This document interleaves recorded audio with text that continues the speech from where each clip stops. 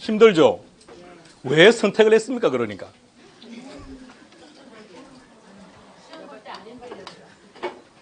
자, 탄력성의 종류는 세 가지.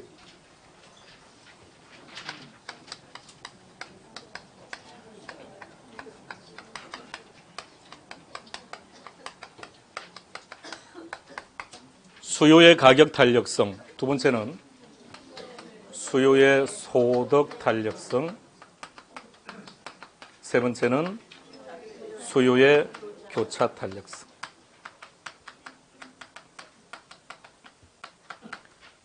탄력성이란 자극에 대한 반응이다. 자극을 주는 요인은 경제학에서는 세 가지다. 가격, 소득, 다른 재화의 가격. 반응을 보이는 건 두 가지다. 수요량이든지 공급량이든지. 그러면 수요 자리에 공급으로 바꾸면 그게 공급의 탄력성이 되는 거죠. 그럼 공급의 탄력성은 어떻게 되는 겁니까? 공급의 가격 탄력성, 그 다음에 공급의 탄력성의 종류. 공급의 가격 탄력성, 그런 건 없어요. 공급은 이거 하나밖에 없어요. 공급의 탄력성은 공급의 가격 탄력 딱 하나밖에 없습니다. 나머지는 수요에만 존재하는 겁니다. 자, 그리고 계속 가봅니다. 가격 탄력성은 가격의 변화율에 대한 수요량의 변화율, 소득의 변화율에 대한 수요량의 변화율. X제, Y제라고 전제한다면 X제 가격 변화율에 대한 Y제 수요량의 변화율. 자, 이를 통해서 조금 더 여러분들이 관심을 둬야 될 거는 교차 탄력성이 놓으면 분모에는 가격 정보, 분자에는 수요량 정보라는 것을 꼭 기억해요. 바뀌면 답이 틀려버리니까. 여기는 기준이 1. 1보다 크다, 작다, 무한대다, 0이다. 그래서 탄력성의 종류가 5가지. 소득 탄력성과 교차 탄력성 기준은 0. 0보다 크다, 작다, 0보다 크다, 작다, 또는 0이다. 이렇게 나옵니다. 그러니까 출제자가 소득 탄력성에 관한 정보를 줄 때는 0보다 크다 이렇게 주든지 아니면 플러스라고 준다고요. 0보다 작다 또는 마이너스, 0보다 크다 플러스 0보다 작다 마이너스, 둘 중에 한 가지 정보를 준다고요. 근데 우리는 소득과 교차 탄력성에서 0보다 크다는 정보가 주어질 때는 우리는 이렇게 해석하자고요. 비례. 그래야 답을 쉽게 찾아요. 그리고 마이너스가 나올 때는 반비례. 여기서도 비례, 반비례. 무엇이 비례한다? 소득과 수요량이. 소득이 감소했다. 그럼 수요량이 비례니까 감소했다. 그런 재화가 우등재라고. 그등 재화가 정상재라는 얘기입니다. 반면에 반비례한다는 얘기는 소득이 감소했더니 수요량이 오히려 증가해버리더라고요. 그런 재화를 열등재라고 합니다. 여기서 왜 소득 감소를 예를 들으냐 그러면 소득 증가가 너무 아무도 안 틀립니다. 소득 감소가 너무 다 틀려버립니다. 그래서 비례, 반비례로 접근 안 하면 답 못 찾아냅니다. 반대를 찍을 가능성이 많기 때문에. 그래서 비례, 반비례로 기억하는 게 편할 겁니다. 교차 탄력성에서는 대체제. 자, 비례 해석해 보세요. X제 가격이 상승하면 Y제 수요량이 증가한다. 좀 더 구체적으로 콜라 가격이 상승하면 콜라 안 먹고 사이다 수요량이 증가한다. 아파트 가격이 상승하면 아파트 안 사고 단독주택 수요가 증가한다. 이런 것들입니다. 반비례한다는 말은 보완제. 계산과 이론은 항상 병합되어 있습니다. 같이 해야 같이 다 안 틀립니다. 자, 다시 6번 문제를 다시 봅니다.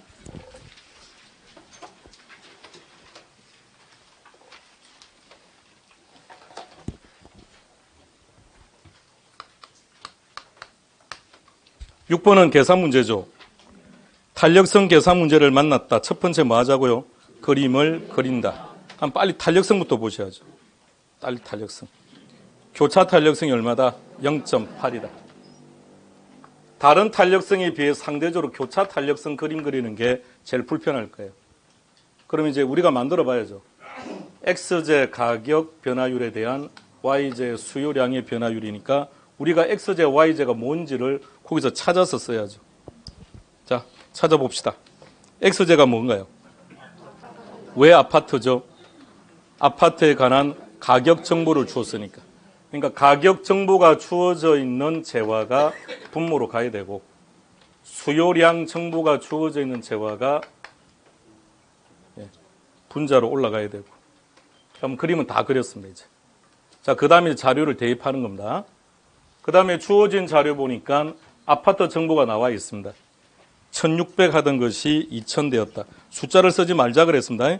변화율에 대한 변화율이니까. 그래서 거기서 우리는 25%를 찾아내야 됩니다. 25%는 어떻게 찾은 거죠? 1600분의 400 찾은 거예요. 근데 25% 증가다 감소다? 증가다. 자, 이제 그 다음 이제 올라가는 거죠. 숫자부터 결정하면 곱하면 되니까. 곱했더니 20%. 증가인지 감소인지는 뭘 봐야 되죠? 탄력성의 크기. 자, 다시. 여기서 요 수요량이, 자, 잘 찾아, 이게 답이니까 이 수요량이 증가인지 감소인지에 대한 결정은 가격 탄력성에서는 어떻게 한다고요? 무조건 반비례. 분모와 분자는 무조건 반비례. 이렇게 찾는 거고. 아래 둘은 어떻게 한다고요? 아래 둘은 탄력성의 크기를 봐야죠. 크기를 보고 플러스 값이면 비례, 마이너스 값이면 반비례. 여기는 플러스 마이너스. 그러니까 비례. 이하고 똑같은 방향. 이렇게. 자, 문제 하나 정리했고 이제 7번 문제입니다. 먼저 확인하시죠.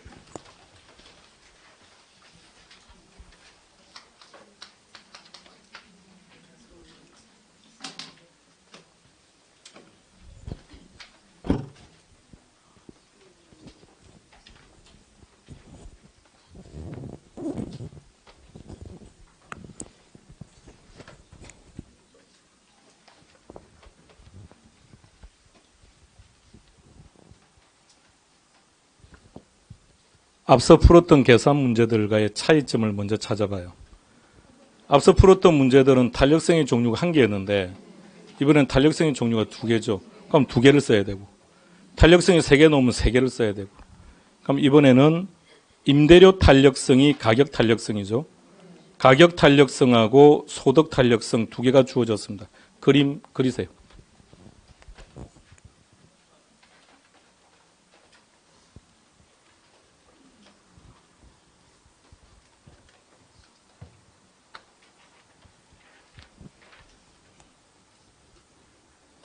그림 그려져야 답이 나옵니다.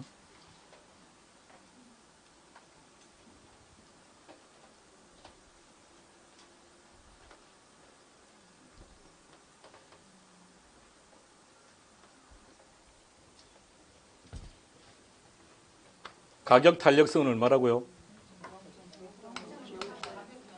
그럼 딱 이렇게 딱 표시해놔야죠. 숫자적을 공란 만들어 놓고요. 그 다음에 소득 탄력성은 0.5. 그럼 소득 탄력성은 0.5.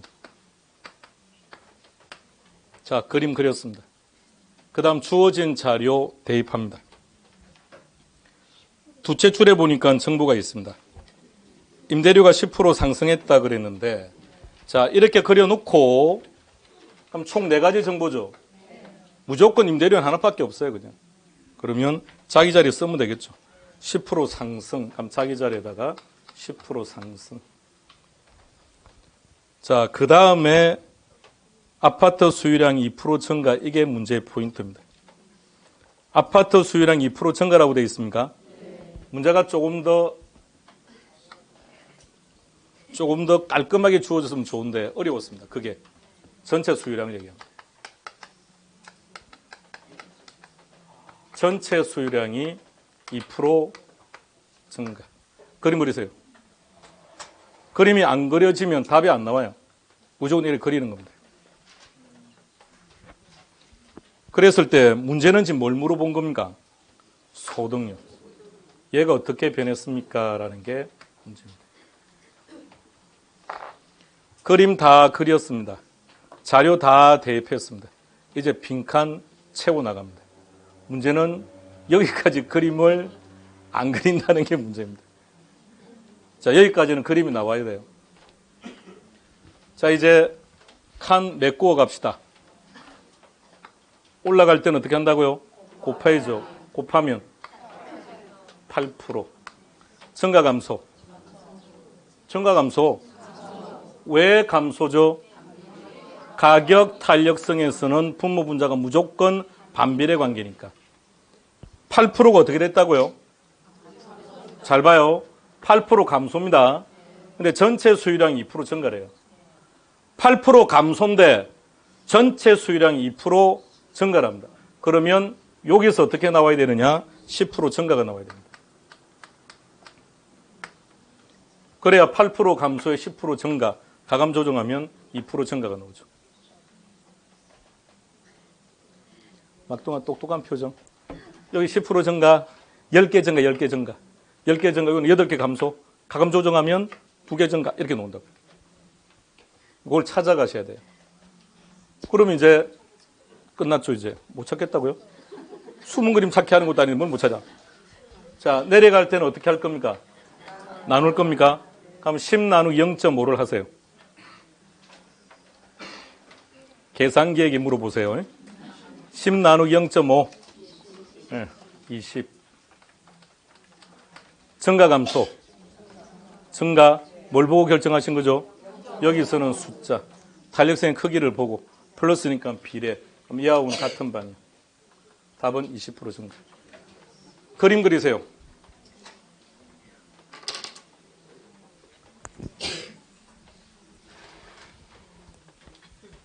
그림 그리면 답은 30초.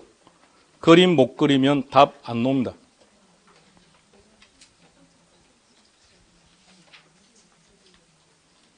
그래서 어떤 공식 가지고 답을 찾자는 게 아니라 그림을 그리자고요. 그림만 그리면 답이 나오니까요.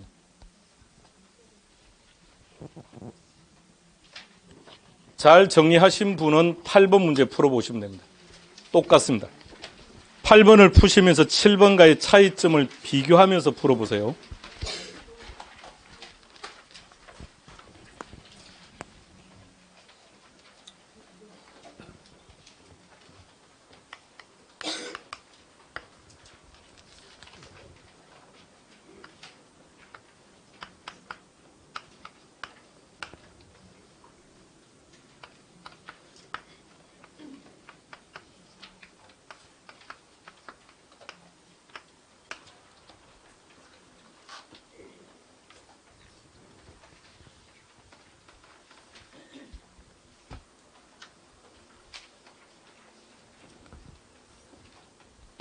가격 탄력성은 0.9, 소득 탄력성은 0.5.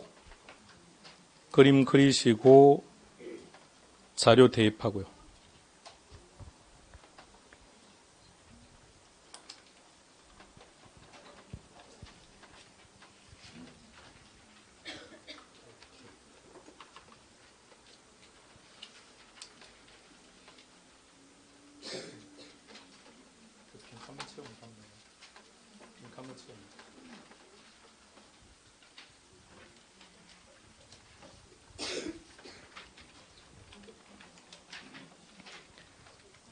두째 줄에 있는 정보 제공에 대입해 볼까요? 가격은 2% 상승했습니다. 여기서 가격 들어갈 자리는 하나밖에 없습니다. 2% 상승. 그 다음에 소득은 4% 증가. 소득이 들어갈 자리도 하나밖에 없습니다. 이 문제는 뭘 물어봤느냐? 전체 수요량. 7번 문제하고 비교해 보시겠습니까? 7번 문제는 전체 수요량을 먼저 제시를 해주고 우리가 역산하도록 이렇게 문제를 냈다면 이번에는 스탠다드하게 각각 정보를 주고 전체 수요량이 어떻게 변했느냐를 물었네요. 숫자부터 결정합시다. 올라갑니다. 1.8% 증가 감소. 왜 감소죠? 왜 반비례죠? 가격 탄력성. 가격 탄력성에서 가격과 수요량은 무조건 반비례. 그 다음 숫자부터 결정합시다. 곱해서 올라가면 2% 증가 감소. 왜 증가죠?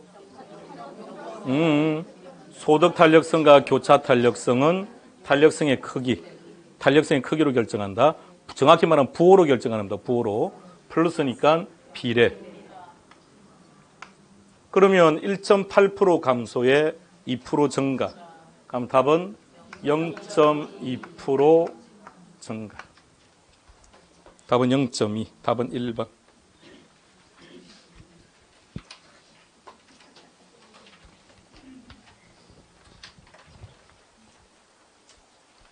그림을 그린다. 그림만 그리면 모든 게 끝납니다. 9번 문제. 어렵습니다. 많이. 그 문제를 푸는 방법, 그림을 그리는 겁니다. 그림을 그리세요. 시작하세요.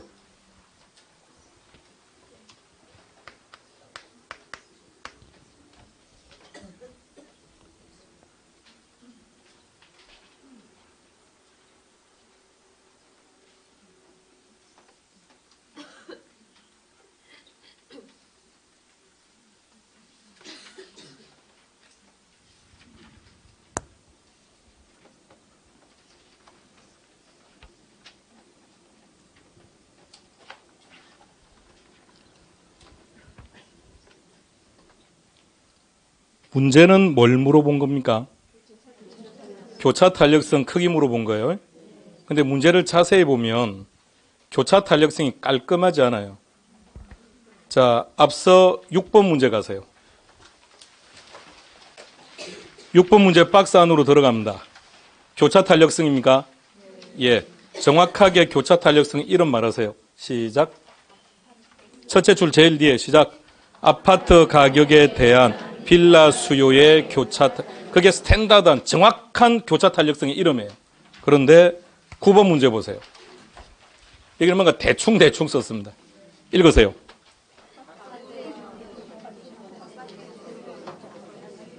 그들이 어떻게 출제하든 우리는 우리식으로 가야 되니까 정확하게 읽으세요. 시작. 아파트 가격에 대한 다세대 주택 수요의 교차 탄력성. 예, 그걸 빨리 먼저 파악하셔야 돼요.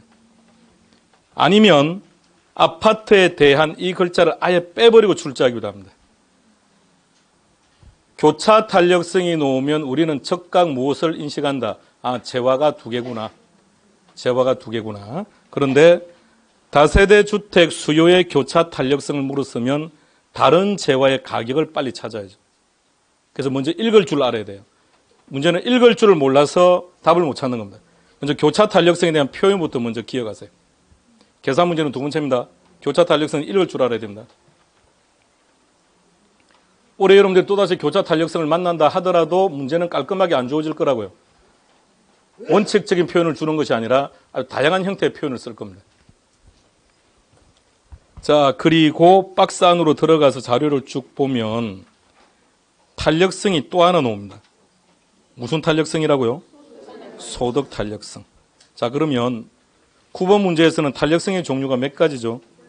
두 가지네요. 일단 그 두 가지를 먼저 그리시라고요.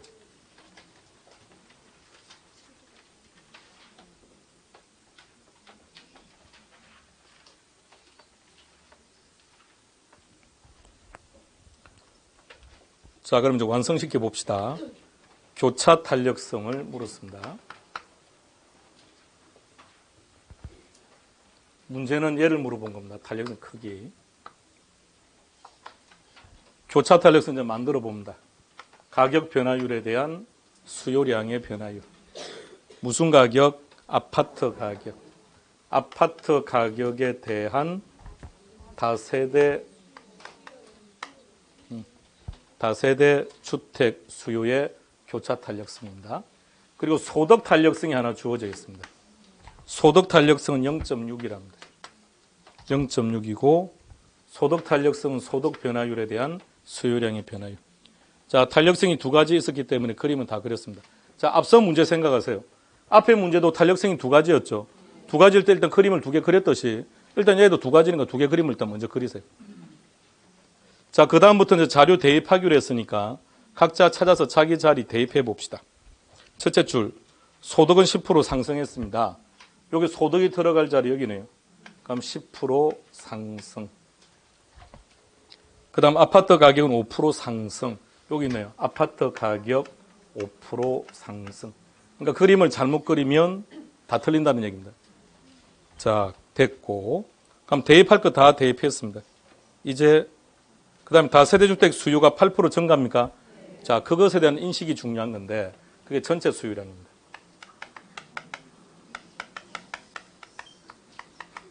C가 뭐 C는. 출처 알려줄까요? 전화 걸어서 C하게. 8% 증가. 이게 어려웠던 겁니다. 이제 그림 다 그렸습니다. 이제. 자, 이제 빈칸 채워 갑시다. 자, 갑니다. 숫자부터 결정합시다. 6%. 증가 감소. 증가, 왜 증가죠? 부호가 플러스니까 비례. 아무런 말 없어도 되는 다세대주택입니다. 다세대주택 수요가 6% 증가다, 그죠? 전체 수요가 몇 프로 증가했다고요? 8% 증가했다고요. 그럼 여기서 몇 프로 증가해야 됩니까? 그럼 2 나누기 5, 이게 답입니다. 답은 0.4.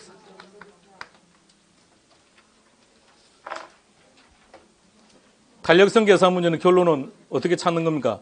누가 그림을 정확하게 그릴 줄 아느냐는 겁니다. 그림만 그리면 답은 나옵니다.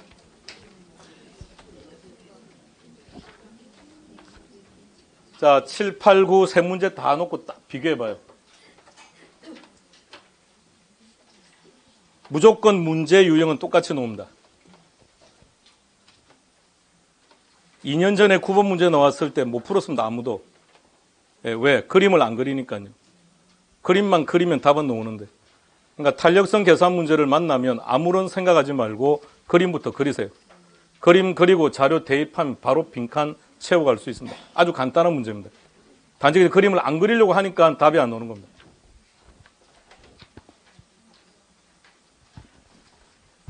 마지막 10번 문제 시작합니다.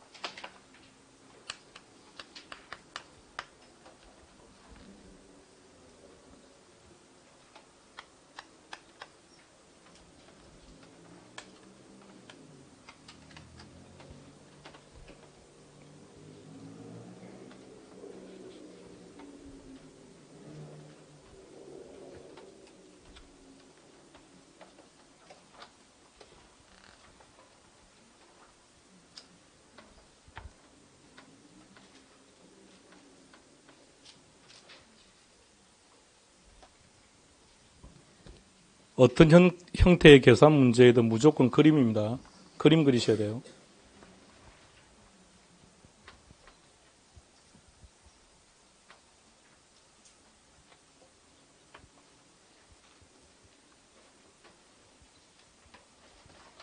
A는 뭘 구하라고 했습니까? 가격 탄력성. 조금 더 정확하게 아파트 가격 탄력성. 자, 그럼 이렇게 합시다. 가격 탄력성 이거죠. 가격 변화율에 대한 수요량의 변화율인데 조금 더 정확하게 말해봐요. 아파트 가격 변화율에 대한, 그래요. 아파트 수요량의 변화. 가격 탄력성과 교차 탄력성의 차이점. 가격 탄력성 재화가 1개, 교차 탄력성 재화가 2개. 그것만 다른 거니까. 자, 그리고 이제 필요한 정보 찾아와야죠. 아파트 가격은 16% 변했답니다. 그 다음에 아파트 수요량은요, 4% 변했답니다. 자, 이 숫자 한번 보세요. 이 숫자는 어차피 절대값이기 때문에 얘가 증가인지 감소인지에 대한 인식은 하실 필요 없어요. 증가든 감소든 결론은 무조건 절대값이니까. 그럼 16분의 4가 됩니다. 그럼 4 나누기 16 하면 0.25, 25% 됩니다. 그 다음 B, B는 교차 탄력성 구하랍니다. 자, B를 정확하게 읽어보세요. 제목 정확하게. 다세대 주택 수요의 교차 탄력성. 교차 탄력성은 X제 가격 변화율에 대한 Y제 수요량의 변화율이죠. 그런데 주어진 문제는 수요가 주어졌을 뿐 가격 정보가 안 보이네요. 정확하게. 교차 탄력성은 재화가 몇 개? 무조건 2개. 그러면 수요는 다세대가 나왔고 그럼 가격은 어느 쪽인지 찾으면 되겠네요. 예, 아파트.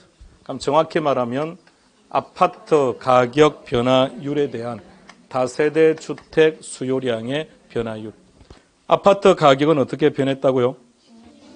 아파트 가격은 16%. 여기서는 상승 하락이 중요합니다. 왜? 이게 부호가 플러스 마이너스가 나와야 되기 때문에.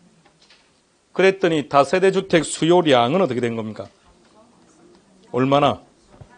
8% 증가. 그럼 숫자부터 결정합시다.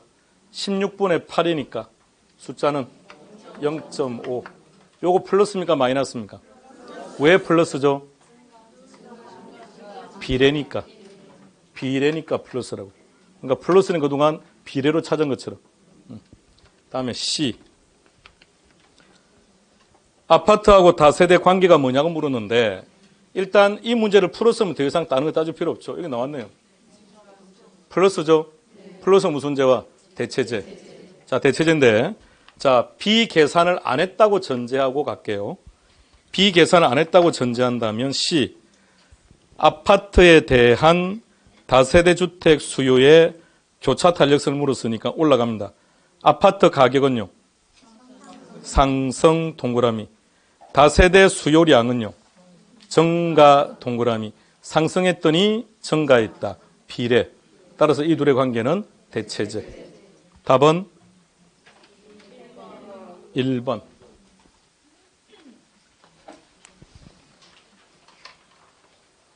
올해 만납니다.